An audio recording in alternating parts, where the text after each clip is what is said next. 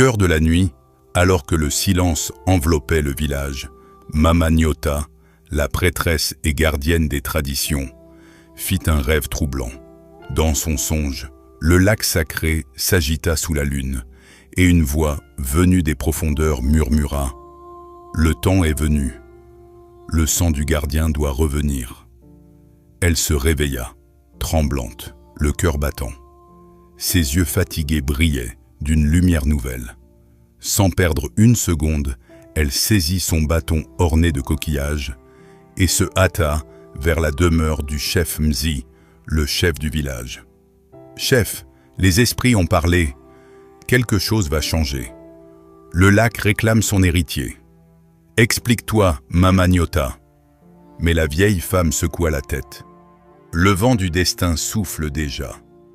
Nous devons écouter. » Le soleil se leva sur le village de Kalengo.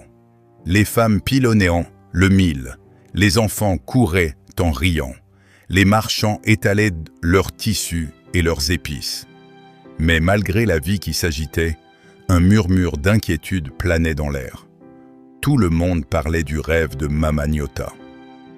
Les anciens disent que le lac va choisir un nouveau gardien. Et si c'était un signe de malheur?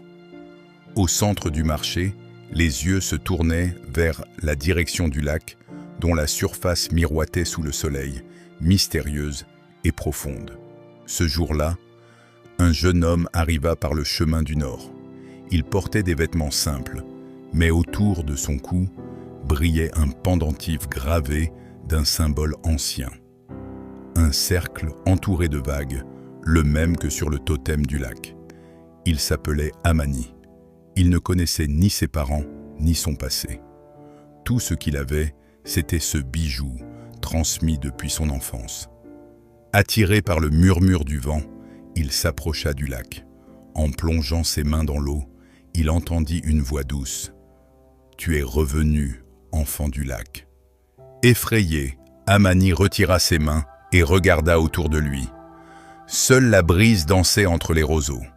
Informé de l'arrivée de l'étranger, le chef Mzi convoqua un conseil des anciens sous le grand baobab sacré. Mama Nyota y siégeait, les yeux fixés sur le jeune homme. « Montre ton pendentif, fils. » Amani le souleva lentement. À cet instant, un souffle chaud